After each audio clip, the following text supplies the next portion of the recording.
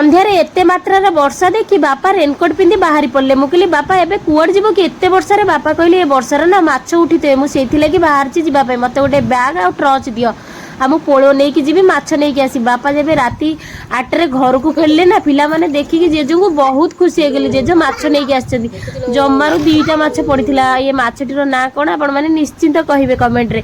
आ ये माछ को बापा कहले पानी देकी रखी दियो बंचे कि काली रविवार अछि करदबो समस्ते खाइबा। मु कहले हो ठीक अछि बापा। तापर सकाळु सकाळु माँ तांकर काटिकिना भल भाव धोई धाई नहीं आसते। आ ये माछरू ना बिहन बाहर थिला ताकू भल भाव बरा कर देथिले। आ ये माछ को भल भाव फ्राए कर देथिली काहेकि ना माछ सोरस मसला देकी फ्राए न कले भल ही लागबनी सेथि लागि मु फ्राए कर देथिली। समस्ते जेहेतु खाइबे तापर आमे तो खाइबुनी केवल बापा और से पिला माने सब खाइबे। तापर माछ मोर एठी पूरा रेडी हे गलानी। आ तरकारीटा केते सुंदर देखाउची देखंतु। वीडियोटी भल लागते लाइक कर दे चैनल को सब